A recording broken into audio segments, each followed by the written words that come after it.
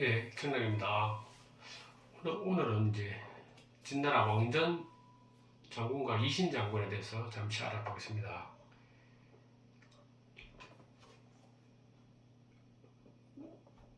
왕전과 이신은 진나라의 이제 노장이고 이신은 젊은 장군이었습니다. 근데 이제 거의 정벌전 그 마지막 때인데 초나라 정벌을 하고자 이제 영정이 두 장군에게 이제 누구한테 맡길까 고민하고 있었는데 왕전은 초나라 공격하는데 얼마의 군사가 필요한가 이런 물어보니까 60만은 있어야지 가능하다고 얘기했고 젊은 장군 이신은 한 20만 명만 충분합니다 라고 얘기했습니다. 그래서 일단은 이제 그래도 젊은 사람이니까 패기가 있어 좋다 싶어서 이제 이신에게 20만을 내어주고 초나라를 공격하고 갑니다. 그런 아래 다르게 이신은 초나라 공격했는데 처음에는 승승장구했지만은 결국은 그 초나라의 대파하고 맙니다. 그때 이제 등장하는 가문이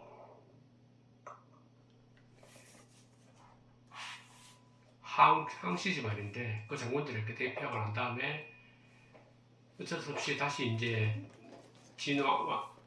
진왕은 이제 왕제를 찾아가서 다시 군사를 맡아달라고 얘기합니다. 그러니까 왕제는 이제 처음에는 사양했지만 어쩔 수 없이 군사를 맡으면서 왕정에게 60만 군사를 내어달라고 꼭 얘기를 합니다. 그래서 알았다고 하니까 그러면 또 자기 소원을 더 들어달라고 얘기하는데 사소한 것을 얘기합니다. 자기 수도에 함양에 좋은 집 하나 내주고 땅도 좋은 기름진 땅을 내어달라고 부탁을 합니다. 그러니까 지금 국가의 운명을 걸고 싸울 장군인데 그 정도야 당연히 들어준다고 흔쾌히 허락해 줍니다. 왕제 진시황이. 그렇지만 이제 승낙을 하고 출발했는데 출발하지 이제 얼마 안 됐는데 이제 한국관을 지나는데 또 다시 이제 사신을 보내갖고 자신의 요구를 사항을 꼭 관철시켜 달라고 다시 한 번 더 부탁을 하고 그 왕에게. 그리고 두 번, 세 번을 같은 얘기를 계속합니다. 사실 갈 때마다 군사 상황이 어떻고 알리면서 그 대신에 또 내 얘기했던 거 꼭 해달라고. 그러니까 이제 부하 그때 같이 이제 출정한 사람이 이제 목념이 있는데 목념이 이제 수상해서 이 대장군이 왜 자꾸 근데 왕에게 그런 사소한 걸 자꾸 얘기하는지 모르겠다면서 그 왕전에 가서 이제 직접 물어봅니다. 왜 장군께서는 그 황제에게 그런 사소한 걸 자꾸 사적인 거를 여러 번 자꾸 말을 하느냐, 자신 이해가 안 된다. 그러니까 이제 그때서야 이제 왕전이 옥념에 가는 말이 진시황은 꿈도 크지만 사람이 의심을 많이 한다. 내가 60만이나 대군을 이끌고 왔는데 혹시나 내가 배반하든지 아니면 저게 투항하면 어떻게 되겠느냐. 그래서 왕도 사실은 다들 군사 60만을 내줬지만 나는 상당히 좀 의심할 거다. 그러니까 나는 큰 야망이 없고 단지 그 사소한 것에 매달리는 사람이다. 약간 소인배 스타일이다. 그러면 진왕은 나를 의심하지 않을 것이다. 반란을 하든지 아니면 적국에 투항하는 그런 일은 하지 않을 거라고 안심하기 때문에 내가 일부러 계속 그런 요구를 하는 것이다. 그렇게 얘기합니다. 그래서 목념도 역시 대장군은 앞일을 잘 내다보고 사람을 처신을 잘하는구나 이제 탐복을 하는 거죠. 사실 그렇습니다. 그 당시 군사 60만이면 거의 진나라 전역은 다 데려가는 건데 혹시라도 뭐 반란 일으키면 속수무책으로 나가는 거니까 혹시라도 싶어서 왕제는 계속 신신당부를 하면서 이제 왕을 안심시키려고 계속 그런 겁니다. 그래서 이제 왕제는 이제 향령과 이제 평유 지역에서 이제 1년간 대치를 합니다. 대치를 하면서 싸우러 갔는데 왕제는 미리 싸움을 걸지 않고 계속 방어만 하고 있습니다. 그래서 반대편에서도 언제 쳐들어오나 싶어서 계속 지키고 있는데 서로 이제 1년간을 평유 지역에서 계속 대치를 합니다. 그러고서 이제 왕제는 이제 군사들이 이제 좀 편히 쉬면서도 훈련을 하는 놀이 겸 군사 훈련을 계속시키는데 뭐 돌뿌리기, 뭐 높이뛰기 그리고 놀이 겸 훈련을 계속시킵니다. 그러고 이제 잘하면은 상도 데리고 이래갖고 군사들의 어떤 마음도 좀 푸근하게 해주고 즉 병행에 적응하게 해주고 그리고 훈련도 하고 그걸 선택해주고 그래서 일거양득입니다. 그런 훈련을 1년 가까이를 계속하고 있었습니다. 초나라 군사들은 이제 반대로 진나라 군사가 이제 전투에 응하지 않기 때문에 기다리다 이제 지치게 됩니다. 계속 뭐 공격할 것 같은데 안 하고 우리가 도발을 해도 안 하고 그러니까 저놈들은 우리를 겁을 내서 저러는구나 싶어서 이제 마음을 좀 놓습니다. 그러다가 이제 1년이 지난 후에 이제 초나라 군사가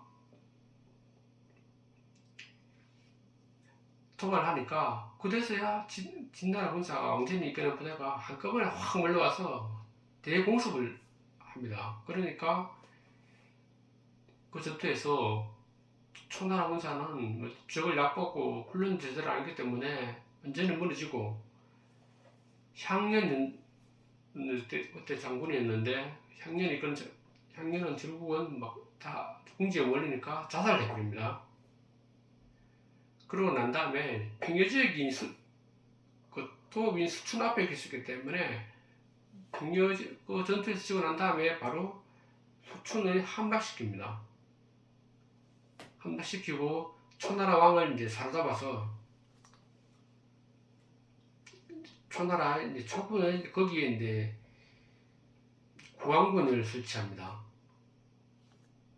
그리고 좀 더 전진해서 거기 장강까지 가서 절강 지역까지 땅을 빼앗고 난 다음에 거기에 해계군을 설치합니다. 그래서 초나라는 이제 완전히 멸망하게 됩니다.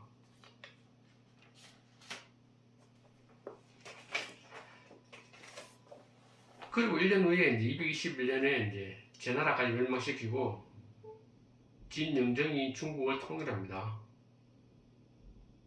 진영정은 이제 왕이란 말이 너무 화났기 때문에 자기는 뭔가 특별한 존재를 나타낼 수 있는 그런 명칭을 자꾸 찾았는데 결국은 고민하다가 고대에 있는 삼항이라고 들어봤죠.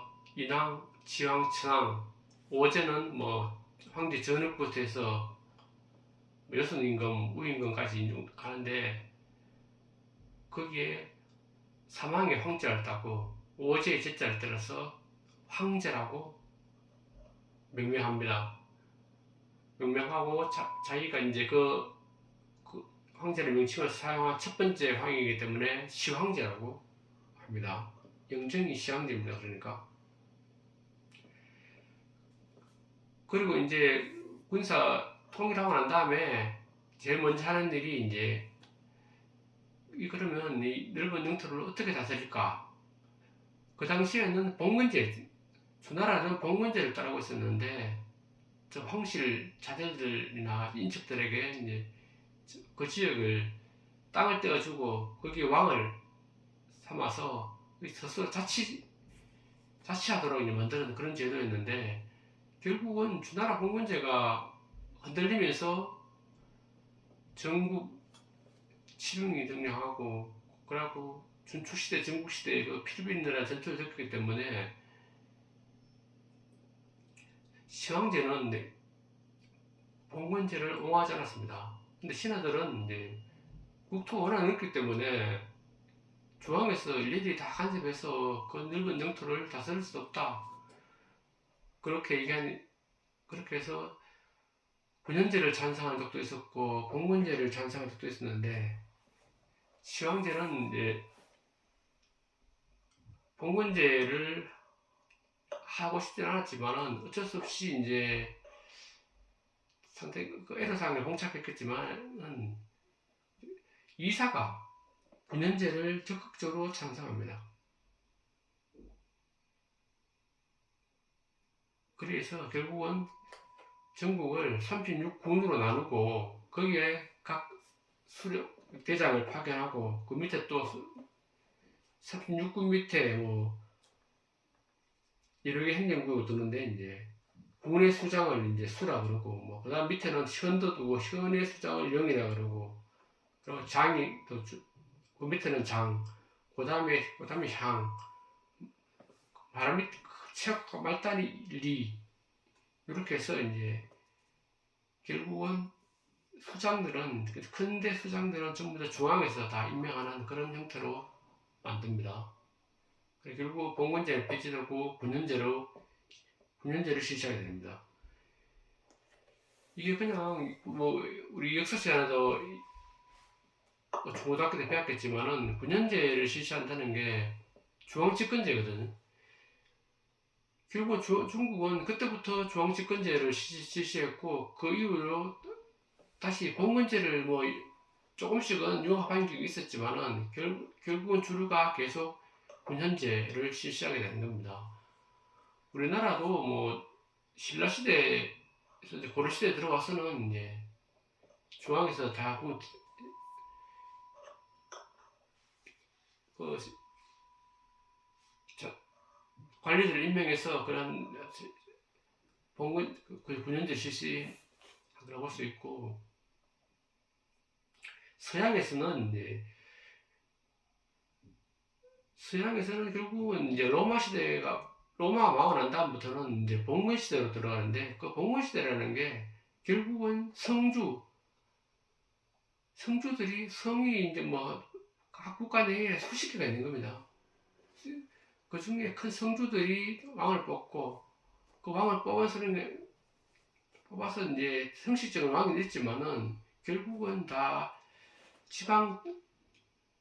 지방이나 도시나 전부 다 이제 성주가 통치하는 그런 형태인데 그게 전형적인 봉건제입니다. 그리고 중국과 비교해 본다면은 중국은 이미 봉건제는 그 서양의 봉건제하고 그래도 조금 비슷한 때가 춘추시대, 춘추전국시대 때였는데 그 이후에 진나라가 군현제를 도입했기 때문에 그 당시 이미 서양의 봉건제는 결국은 동양에서는 예전 비슷한 것도 있었지만은 예전에 없어진 그런 제도입니다. 그러니까 뭐 우리 역사 단계를 나눌 때 봉건제를 무리하게 거기 역사 발전 5단계에 넣은 것은 저는 이제 동양의 사정을 고려하지 않은 억지였습니다. 어쨌든 그 당시에 이미 군현제가 폐지됐다. 군현제가 실시되고 봉건제가 폐지됐다. 2200년 전입니다. 벌써. 그리고 또 실시한 게 도랑양 통일이 있습니다.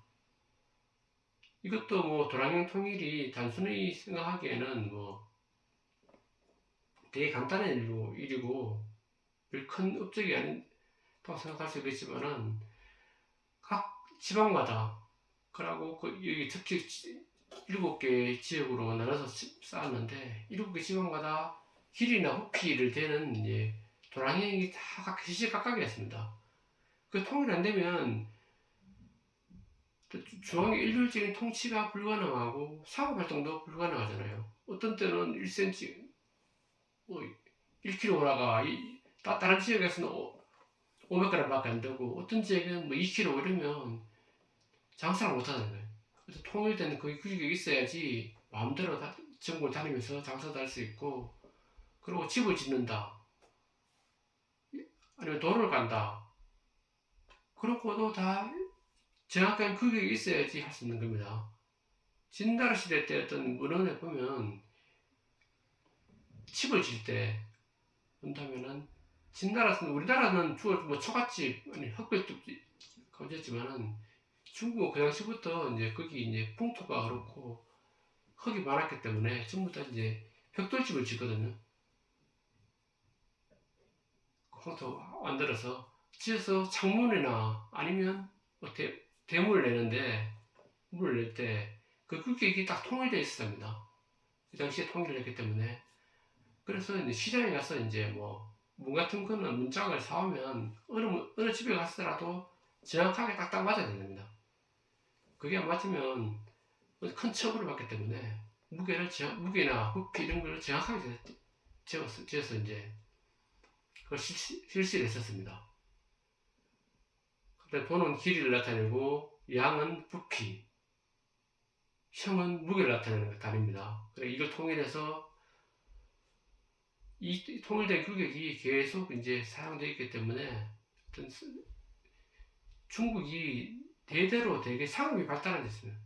상업 발달의 기초가 물자도 많아야 되겠지만 도로나 이런 데서 정비도 잘 되어 있어야 하고 그리고 도량형도 다 통일되어 있어야지 상업의 기초가 형성되어 있었기 때문에 이 당시에 이미 진시황을 보고 도량형을 딱 통일했었습니다. 그러니까 문자 통일이 있는데 문자도 되게 중요해요. 문자도 그 당시에는 칠국이 문자가 다 달랐습니다. 말맞자를 쓰더라도 형태가 다 달랐습니다. 조금씩은. 그래서 문자가 통일 안 되면 어떤 조정의 조서나 이런 게 지방까지 전달해봤자 뭐 이지도 못하니까 아무 의미가 없는 거니까 그 당시에 진시황이 통일하자마자 문자 통일을 해냅니다. 예전에는 대전체라고 되게 좀 화려한 글자가 있습니다. 약간 뭐 동물 모양이나 아니면 새 같은 모양 아니면 벌레 모양으로 해서 문자를 나타내는 대전체가 있었고 그걸 좀 간단하게 만드는 데가 소전체였는데 소전체도 이제 지금도 많이 이제 그 형태가 남아 있는데 되게 복잡합니다. 그래서 전문 기술자들이 그림을 그리듯이 막 쓰는 글씨거든요. 그래서 이제 안 되겠다 싶어서 예서체를 발굴하게 됩니다. 예서체는 이제 왕차중이라는 사람이 개발한 건데 왕차중은 예서체를 자기가 개발했기 때문에 조정해서 자기가 불러갖고 이제 그 문자를 완성하자고 그러니까 어떤 통제 구역을 만들자고 얘기했는데 계속 조정해 나왔길래 출사를 거부했기 때문에 정막이라는 이제 관리가 그 임무를 맡고 예서체를 가지고 이제 문자를 전국적으로 통일한 그런 공을 세웠습니다. 그래 정막 예서체를 결국 조금씩 효과화해서 정막이 이제 만들었습니다. 왕자중에 예서체를 정막이 제조를 했습니다. 그러고 이제 그게 이제 예서체도 지금처럼 아닌데 이제 그 당시에는 글씨를 쓰는 사람들 노예들이 주로 글씨를 많이 썼거든요.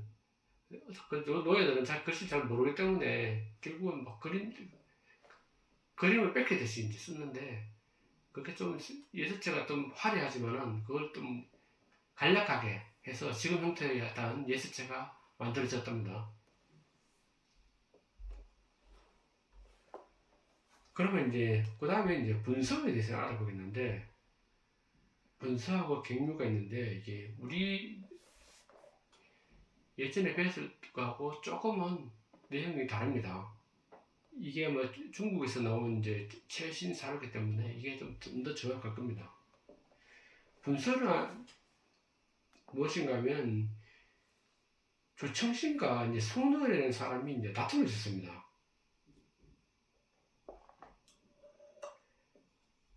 그래서 조청신이 이제 그 진왕에게 이제 아첨하는 말을 엄청 많이 했습니다. 그러니까 송노울이 이제 아첨하는 말을 그만하라. 그래갖고 고대법을 따라야 한다.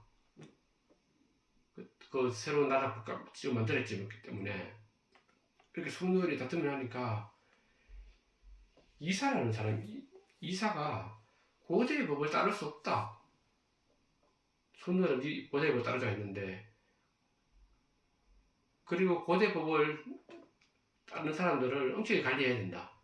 그래서 결국은 농서, 의학, 점서를 제외한 그래 기술적인 있거나 아니 전문에 가는 거 책을 제외하고는 직영, 상서, 어떤 백과쟁서 이런 거를 전부 불살라야 된다. 이 고대법을 따르다 보면 우리 통치기금도 쓰지 않고 고대법은 우리 지금 시대에 맞지도 않는 것이다. 그래서 이걸 빌밀해서 자꾸 이제 현재 왕을 비방하거나 현재 범들을 비방하기 때문에 결국은 이 분란의 소지가 있는 책들을 다 불살라버려야 된다. 그리고 이제 유성들이 문제인데,